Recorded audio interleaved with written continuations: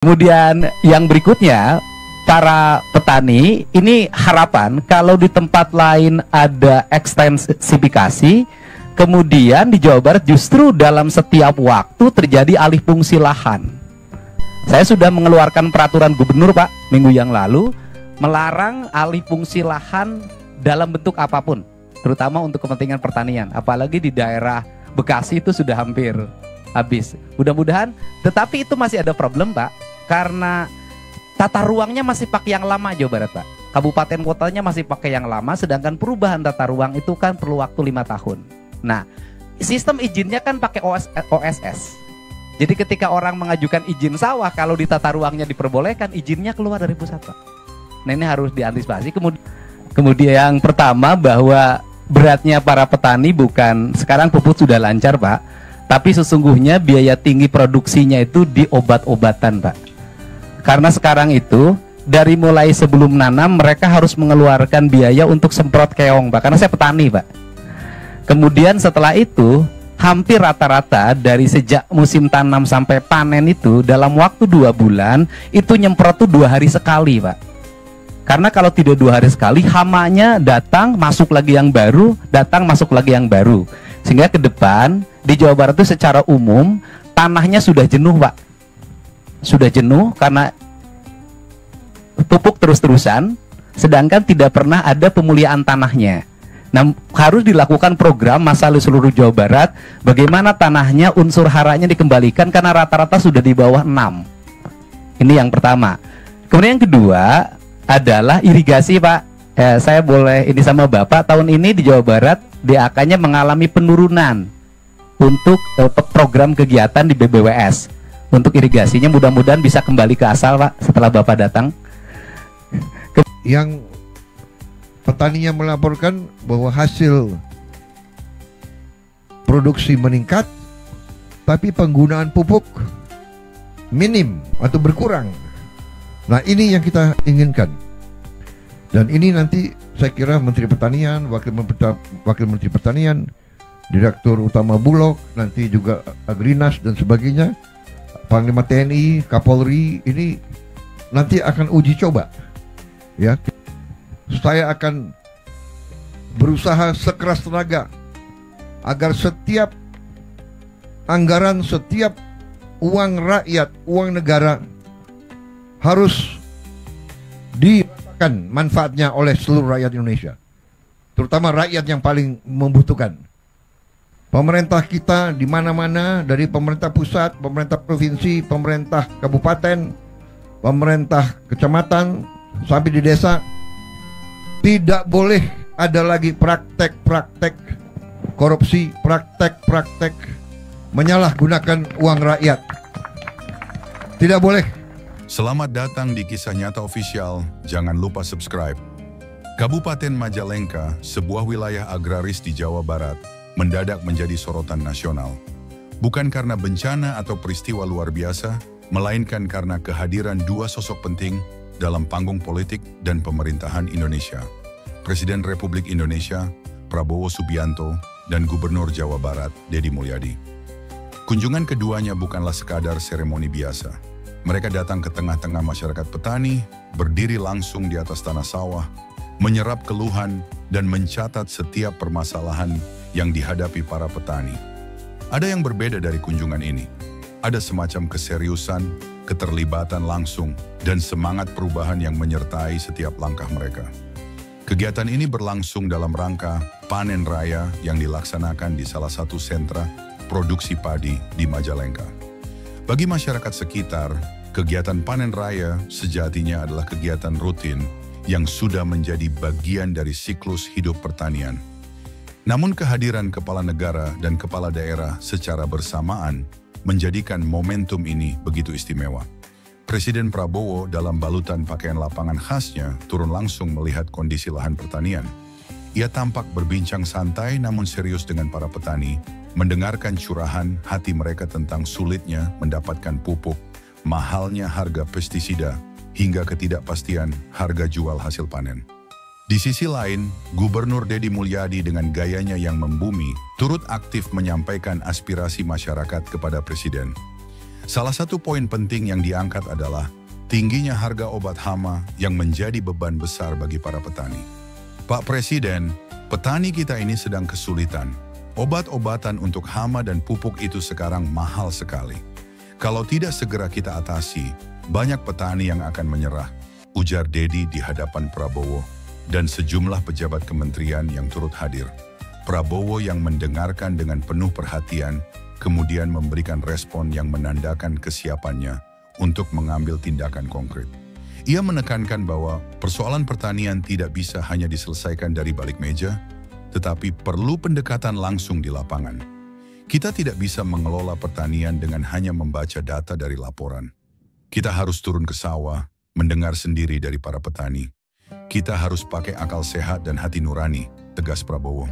Dialog antara Prabowo dan Dedi Mulyadi berlangsung hangat dan penuh kesetaraan. Tidak ada jarak antara pemimpin pusat dan daerah. Keduanya terlihat saling mendukung dan memahami urgensi dari persoalan yang sedang dihadapi. Dedi Mulyadi menambahkan bahwa masalah pertanian di Jawa Barat tidak hanya terkait teknis budidaya, tetapi juga distribusi hasil panen dan ketidakpastian pasar. Seringkali petani kita panen dengan hasil yang melimpah, tapi harga di pasaran malah jatuh. Ini ironis, Pak. Harus ada regulasi yang menjaga harga tetap stabil agar petani tetap semangat menanam. Lanjut Dedi. Presiden Prabowo merespons dengan mengarahkan kementerian terkait untuk melakukan evaluasi terhadap sistem distribusi dan tata niaga hasil pertanian. Ia juga mengusulkan adanya penguatan BUMN pangan untuk dapat menyerap hasil panen petani dengan harga yang layak, sekaligus menjaga ketersediaan bahan pangan nasional. Kunjungan ini juga menjadi momentum penting untuk memperlihatkan bahwa pemerintah pusat dan daerah bisa bersinergi secara langsung tanpa sekat birokrasi yang kaku. Gaya komunikasi Dedi Mulyadi yang terbuka dan tanpa basa-basi mendapat apresiasi dari Prabowo. Bahkan dalam beberapa momen, keduanya tertawa bersama mendengarkan cerita para petani yang dengan polosnya menyampaikan keluhan mereka. Tidak hanya mendengar, Prabowo juga terlihat mencatat sendiri beberapa masukan penting, mulai dari permintaan peningkatan irigasi, kebutuhan alat pertanian modern, hingga masalah klasik seputar tengkulak. Menurut Prabowo, sektor pertanian adalah fondasi kedaulatan bangsa. Jika petani sejahtera, maka negara akan kuat. Kita tidak bisa bicara soal ketahanan nasional tanpa membicarakan ketahanan pangan. Dan ketahanan pangan tidak akan pernah tercapai kalau petaninya masih hidup susah, ucap Prabowo yang langsung disambut tepuk tangan para petani. Sementara itu, Dedi Mulyadi yang dikenal sebagai pemimpin daerah yang dekat dengan rakyat menyampaikan bahwa upaya Presiden Prabowo untuk hadir langsung ke sawah menunjukkan komitmen besar terhadap sektor pertanian. Ia menyebut, sudah saatnya paradigma pembangunan bergeser dari kota ke desa, dari industri ke agraria. Pak Prabowo ini bukan hanya datang untuk pencitraan, beliau benar-benar mendengar dan siap menyelesaikan masalah. Ini yang kita butuhkan. Pemimpin yang tidak hanya duduk di kantor, tapi hadir langsung di tengah rakyatnya, ujar Dedi dengan semangat. Dalam kunjungan itu, Presiden juga menyempatkan diri berdialog dengan para penyuluh pertanian. Mereka menyampaikan pentingnya peningkatan kapasitas SDM petani serta penyediaan teknologi tepat guna yang bisa meningkatkan produktivitas. Presiden mencatat hal ini sebagai prioritas yang akan dibawa ke dalam kebijakan nasional ke depan. Kunjungan Prabowo dan Dedi Mulyadi tidak hanya berdampak pada level pemerintahan, tetapi juga membangkitkan semangat para petani di daerah. Mereka merasa didengar, dihargai, dan dianggap penting. Salah seorang petani bernama Pak Encep mengatakan bahwa baru kali ini ada presiden yang mau duduk di tikar petani, mendengarkan langsung tanpa protokol berlebihan. Kami harap setelah ini ada perubahan nyata. Bukan hanya janji-janji, tapi ada bukti bahwa nasib petani bisa lebih baik, ucap Pak Encep, dengan mata berbinar penuh harap. Kehadiran Prabowo dan Dedi Mulyadi di Majalengka menjadi simbol kuat bahwa pertanian Indonesia masih menjadi prioritas utama. Lebih dari itu, momen ini juga menunjukkan bahwa kerja sama antara pemerintah pusat dan daerah bisa menghasilkan solusi nyata, bukan sekadar perdebatan di media. Momen kebersamaan ini mengingatkan publik pada hubungan erat keduanya yang sudah lama terjalin. Sejak sebelum menjadi presiden, Prabowo memang sudah beberapa kali menunjukkan kedekatannya dengan Dedi. Bahkan saat pelantikan presiden pada Oktober 2024 lalu, Prabowo sempat mengajak Dedi naik ke atap mobil Maung Garuda dalam konvoi menuju Istana Negara. Momen yang tidak hanya viral di media sosial, tetapi juga menjadi pertanda bahwa keduanya memiliki visi yang sejalan dalam membangun bangsa. Kebersamaan di Majalengka seolah mempertegas chemistry itu. Bedanya, kali ini mereka bukan lagi sekadar politisi, tetapi pemimpin yang bekerja nyata untuk rakyat. Dedi sebagai gubernur yang aktif di lapangan, dan Prabowo sebagai presiden yang tidak sungkan berdebu di tengah sawah. Tak hanya itu, kunjungan ini juga membuka ruang dialog antara pemerintah dan masyarakat luas. Di sela-sela acara, beberapa tokoh masyarakat menyampaikan aspirasi mereka terkait pembangunan infrastruktur desa, akses pendidikan bagi anak-anak petani, hingga perlunya modernisasi sistem pertanian dengan memanfaatkan digitalisasi. Semua itu didengar dengan saksama oleh Prabowo dan Dedi. Bahkan Prabowo berjanji akan mengadakan forum rutin antara kementerian dan perwakilan petani agar komunikasi bisa lebih lancar dan program pemerintah benar-benar sesuai kebutuhan lapangan. Hari itu Majalengka menjadi saksi dari satu langkah awal yang bisa jadi akan menjadi babak baru dalam sejarah pertanian Indonesia. Tak hanya sekadar pertemuan antara presiden dan gubernur, kunjungan ke ladang sawah itu mengandung sinyal kuat bahwa negara kini bersungguh-sungguh dalam memperjuangkan kesejahteraan petani. Dan dari sinilah agenda perubahan dimulai. Setelah berdialog panjang dengan petani, penyuluh, dan para tokoh desa, Presiden Prabowo menggelar rapat terbatas dadakan di posko panen. Tidak ada ruangan mewah, hanya saung sederhana dari bambu, beratap daun kelapa. Tapi justru di tempat seperti itulah ide-ide besar sering lahir. Dengan ditemani Dedi Mulyadi dan sejumlah pejabat dari Kementerian Pertanian serta Bulog, Prabowo membahas rencana strategis jangka pendek dan menengah untuk mengurai benang kusut di sektor pertanian nasional. Salah satu keputusan penting yang diambil saat itu adalah percepatan distribusi pupuk bersubsidi dan evaluasi total terhadap rantai distribusinya. Dedi Mulyadi menyampaikan bahwa di banyak desa, petani kesulitan mendapatkan pupuk subsidi karena permainan oknum yang memanipulasi data kelompok tani. Kita sering mendengar pupuk subsidi disalurkan, tapi petani kita tetap tidak dapat. Ada banyak mafia yang bermain, Pak. Ini perlu dibongkar habis, kata Dedi. Prabowo mengangguk. Saya akan panggil Kepala Bareskrim dan Kapolri. Saya ingin mafia pupuk ini diberantas. Kita harus pastikan pupuk sampai langsung ke tangan petani, bukan ke gudang para penimbun, tegasnya. Langkah ini sontak disambut haru oleh para petani. Harapan bahwa negara kini benar-benar hadir di tengah mereka terasa semakin nyata. Apalagi dalam kesempatan yang sama, Prabowo juga menyampaikan rencana untuk memberikan subsidi pestisida dan memperluas program asuransi tani, termasuk perlindungan terhadap gagal panen akibat cuaca ekstrem atau serangan hama. Namun perubahan besar tentu tidak bisa hanya bergantung pada program subsidi. Dedi Mulyadi kemudian menawarkan pendekatan yang lebih visioner, yaitu transformasi pertanian berbasis kearifan lokal dan teknologi. Kita harus membangkitkan kembali semangat bertani yang diwariskan leluhur kita. Sekaligus memperkuatnya dengan teknologi masa kini. Saya yakin petani kita siap naik kelas kalau diberi alat dan pelatihan, ujar Dedi. Dedi mengusulkan agar pemerintah membangun pusat pelatihan teknologi pertanian di setiap kabupaten. Tempat ini tidak hanya akan mengajarkan teknik pertanian modern, tetapi juga menjadi ruang diskusi dan inovasi. Ia menyebutnya sebagai Balai Tani Cerdas. Presiden Prabowo menyambut usulan ini dengan antusias. Kita akan bangun pilot proyeknya di Jawa Barat dulu. Kalau berhasil, kita replikasi ke seluruh Indonesia. Kita butuh revolusi mental di sektor pertanian, jawab Prabowo. Diskusi berlanjut hingga sore hari.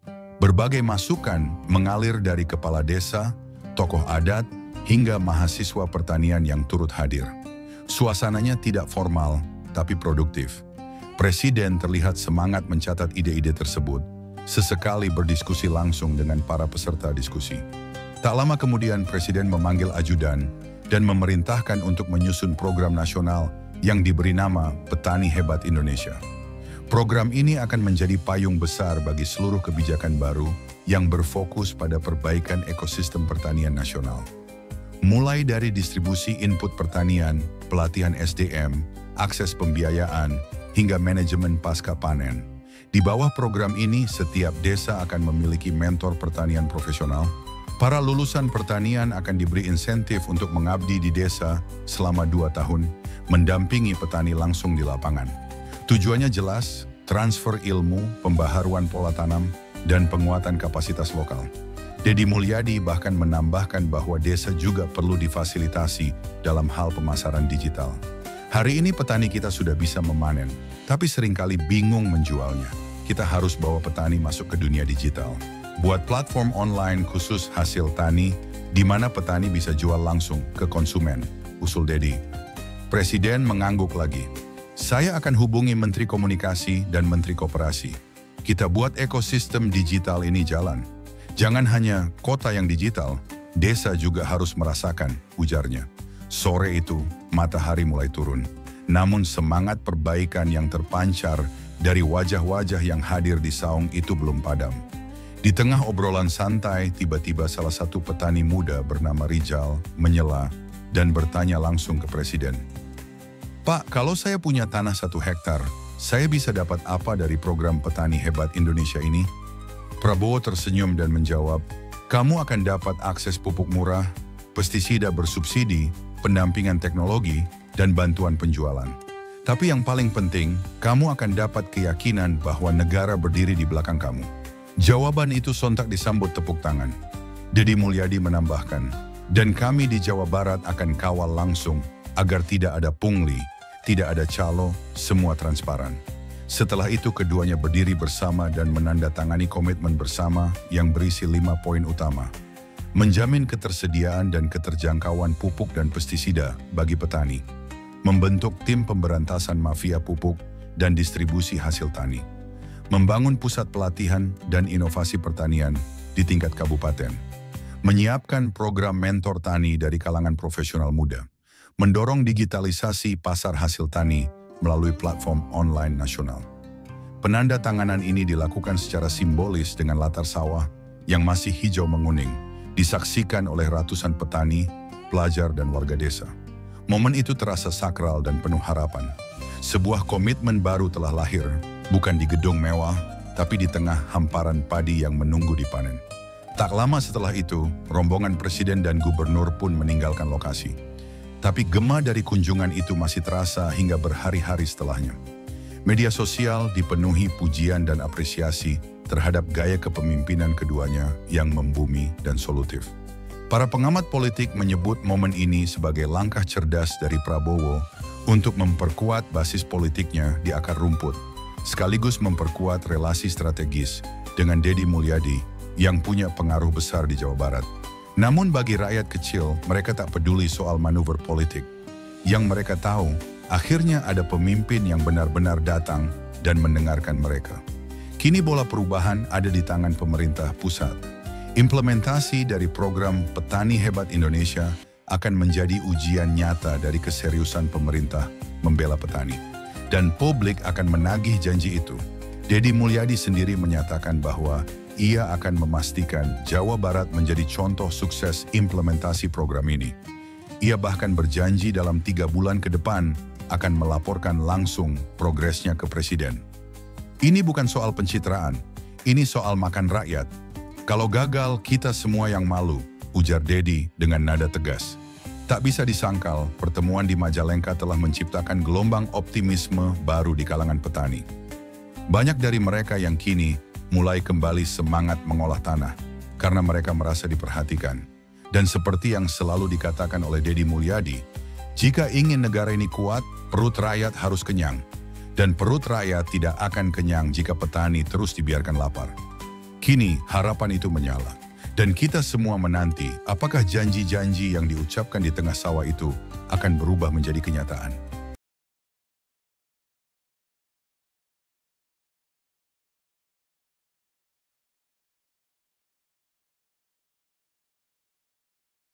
Kemudian yang berikutnya, para petani ini harapan kalau di tempat lain ada ekstensifikasi, kemudian di Jawa Barat justru dalam setiap waktu terjadi alih fungsi lahan.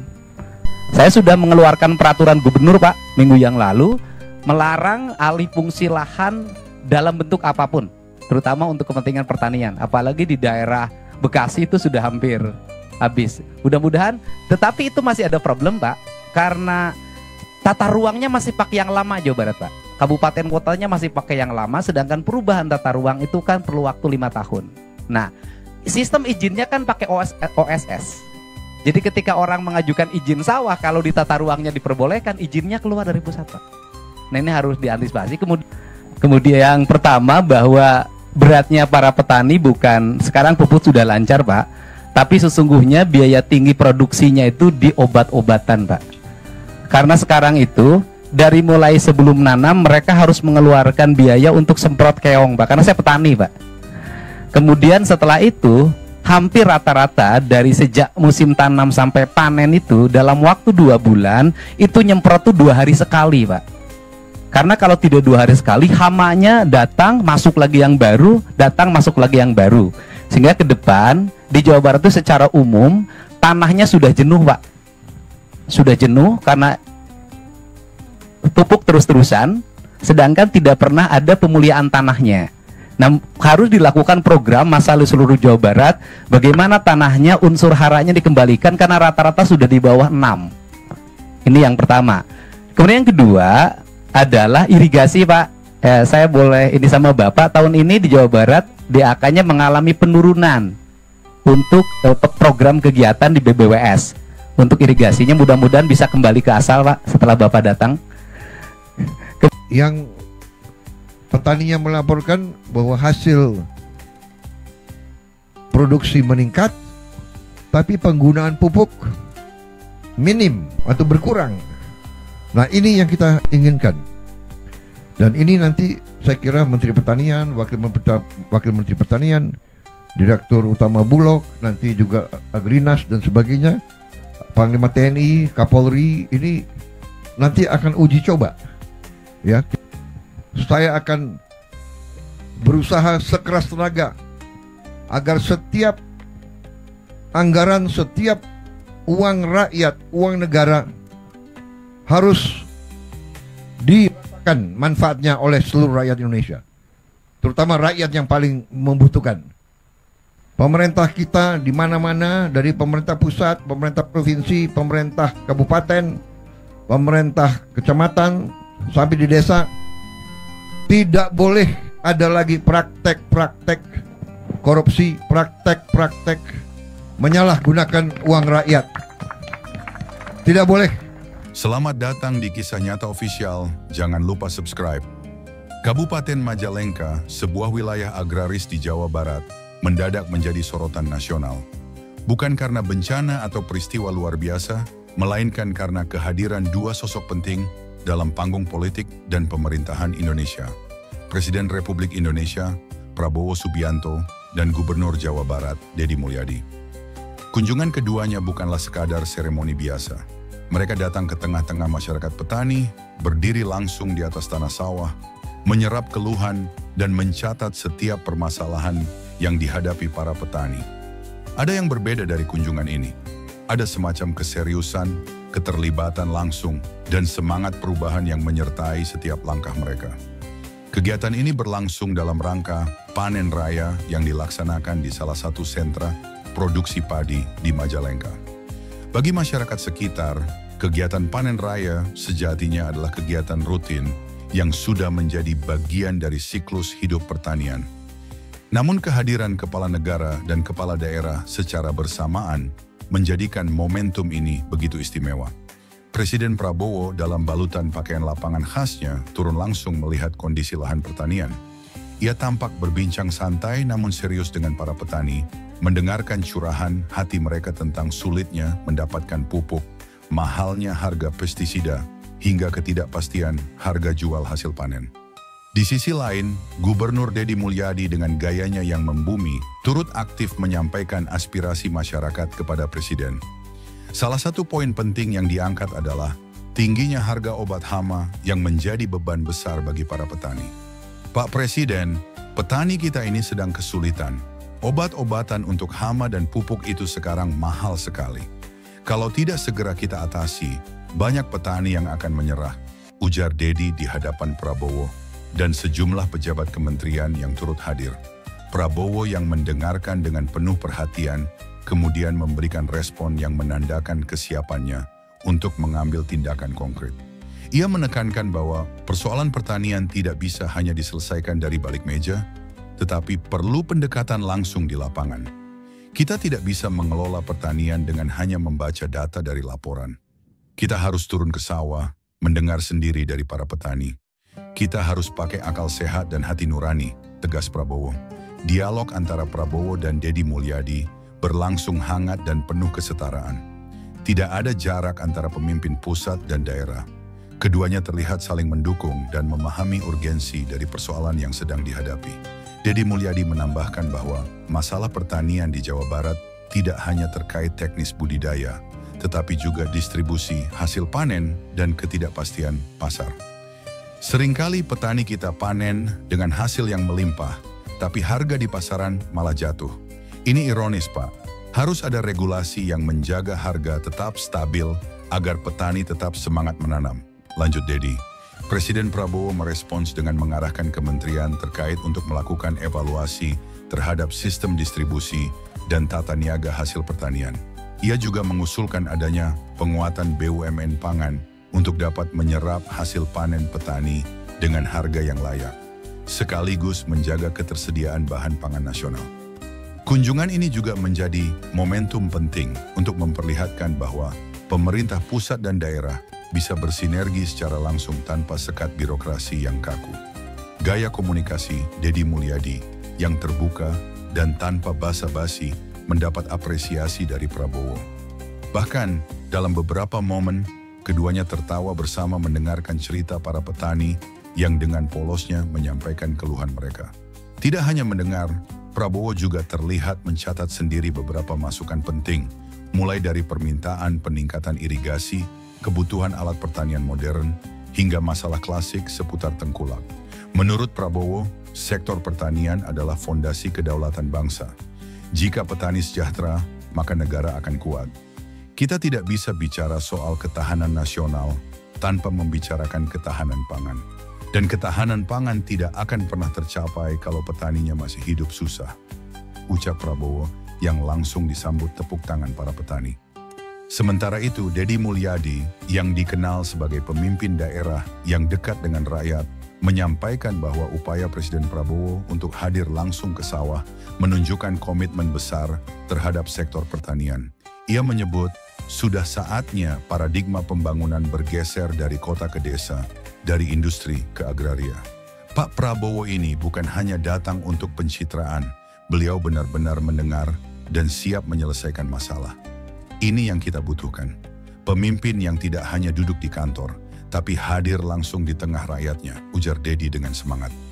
Dalam kunjungan itu, Presiden juga menyempatkan diri berdialog dengan para penyuluh pertanian. Mereka menyampaikan pentingnya peningkatan kapasitas SDM petani, serta penyediaan teknologi tepat guna yang bisa meningkatkan produktivitas. Presiden mencatat hal ini sebagai prioritas yang akan dibawa ke dalam kebijakan nasional ke depan. Kunjungan Prabowo dan Dedi Mulyadi tidak hanya berdampak pada level pemerintahan, tetapi juga membangkitkan semangat para petani di daerah. Mereka merasa didengar, dihargai, dan dianggap penting. Salah seorang petani bernama Pak Encep mengatakan bahwa baru kali ini ada presiden yang mau duduk di tikar petani, mendengarkan langsung tanpa protokol berlebihan. Kami harap setelah ini ada perubahan nyata. Bukan hanya janji-janji, tapi ada bukti bahwa nasib petani bisa lebih baik, ucap Pak Encep, dengan mata berbinar penuh harap. Kehadiran Prabowo dan Dedi Mulyadi di Majalengka menjadi simbol kuat bahwa pertanian Indonesia masih menjadi prioritas utama. Lebih dari itu, momen ini juga menunjukkan bahwa kerja sama antara pemerintah pusat dan daerah bisa menghasilkan solusi nyata, bukan sekadar perdebatan di media. Momen kebersamaan ini mengingatkan publik pada hubungan erat keduanya yang sudah lama terjalin. Sejak sebelum menjadi presiden, Prabowo memang sudah beberapa kali menunjukkan kedekatannya dengan Dedi. Bahkan, saat pelantikan presiden pada Oktober 2024 lalu, Prabowo sempat mengajak Dedi naik ke atap mobil Maung Garuda dalam konvoi menuju Istana Negara. Momen yang tidak hanya viral di media sosial, tetapi juga menjadi pertanda bahwa keduanya memiliki visi yang sejalan dalam membangun bangsa. Kebersamaan di Majalengka seolah mempertegas chemistry itu. Bedanya, kali ini mereka bukan lagi sekadar politisi, tetapi pemimpin yang bekerja nyata untuk rakyat. Dedi sebagai gubernur yang aktif di lapangan, dan Prabowo sebagai presiden yang tidak sungkan berdebu di tengah sawah. Tak hanya itu, kunjungan ini juga membuka ruang dialog antara pemerintah dan masyarakat luas. Di sela-sela acara, beberapa tokoh masyarakat menyampaikan aspirasi mereka terkait pembangunan infrastruktur desa, akses pendidikan bagi anak-anak petani, hingga perlunya modernisasi sistem pertanian dengan memanfaatkan digitalisasi. Semua itu didengar dengan saksama oleh Prabowo dan Dedi. Bahkan Prabowo berjanji akan mengadakan forum rutin antara kementerian dan perwakilan petani agar komunikasi bisa lebih lancar dan program pemerintah benar-benar sesuai kebutuhan lapangan. Hari itu Majalengka menjadi saksi dari satu langkah awal yang bisa jadi akan menjadi babak baru dalam sejarah pertanian Indonesia.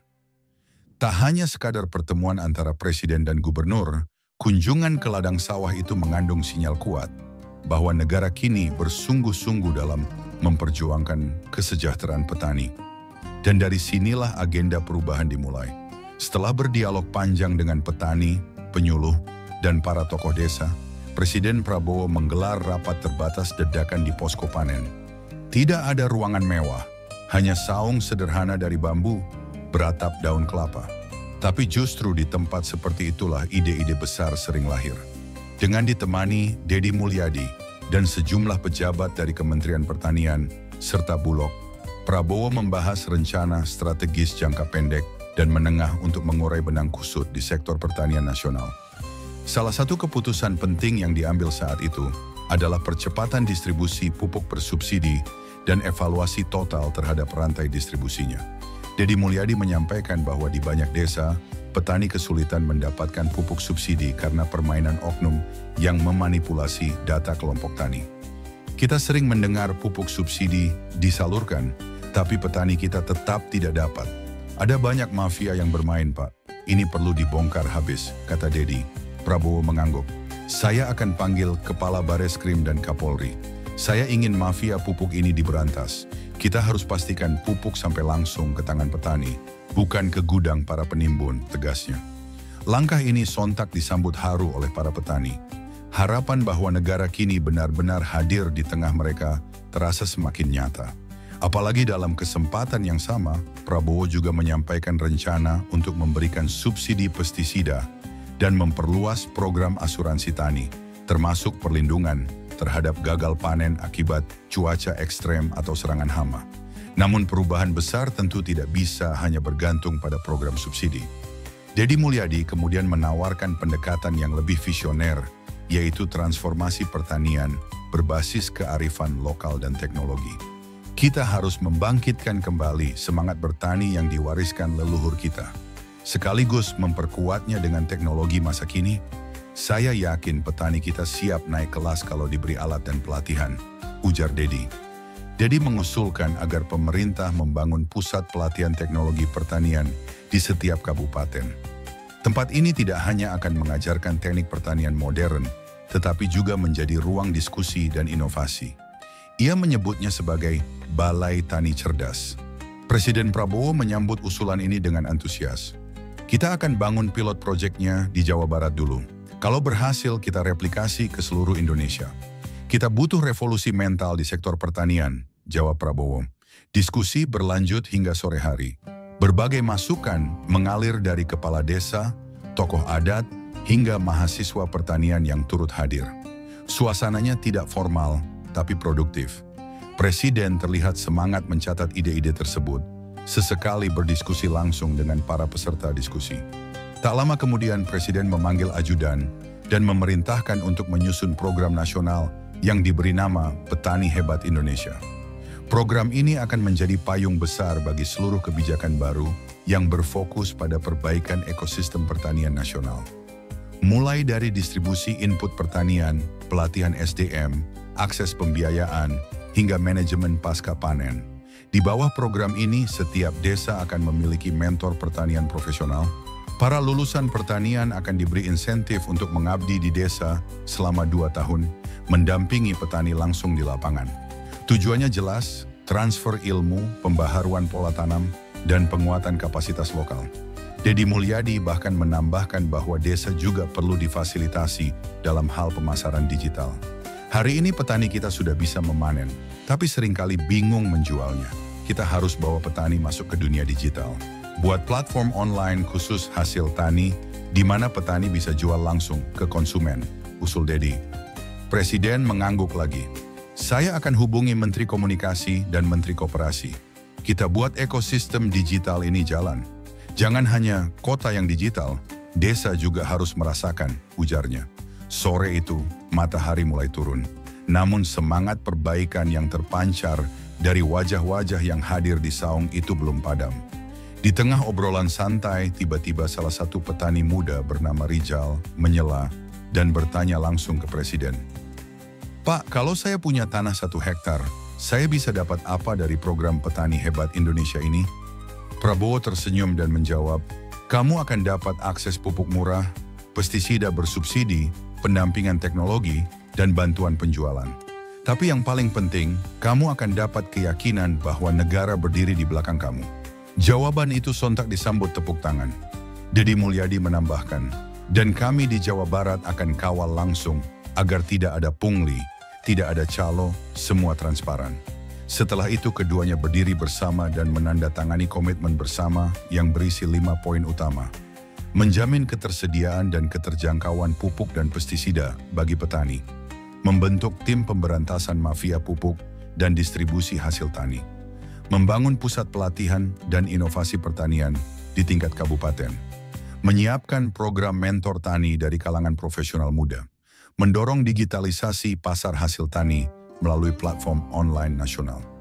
Penandatanganan ini dilakukan secara simbolis dengan latar sawah yang masih hijau menguning, disaksikan oleh ratusan petani, pelajar, dan warga desa.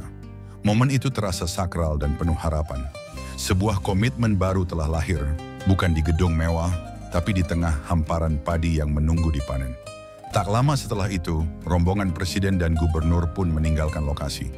Tapi gema dari kunjungan itu masih terasa hingga berhari-hari setelahnya. Media sosial dipenuhi pujian dan apresiasi terhadap gaya kepemimpinan keduanya yang membumi dan solutif. Para pengamat politik menyebut momen ini sebagai langkah cerdas dari Prabowo untuk memperkuat basis politiknya di akar rumput, sekaligus memperkuat relasi strategis dengan Deddy Mulyadi yang punya pengaruh besar di Jawa Barat. Namun bagi rakyat kecil, mereka tak peduli soal manuver politik. Yang mereka tahu, akhirnya ada pemimpin yang benar-benar datang dan mendengarkan mereka.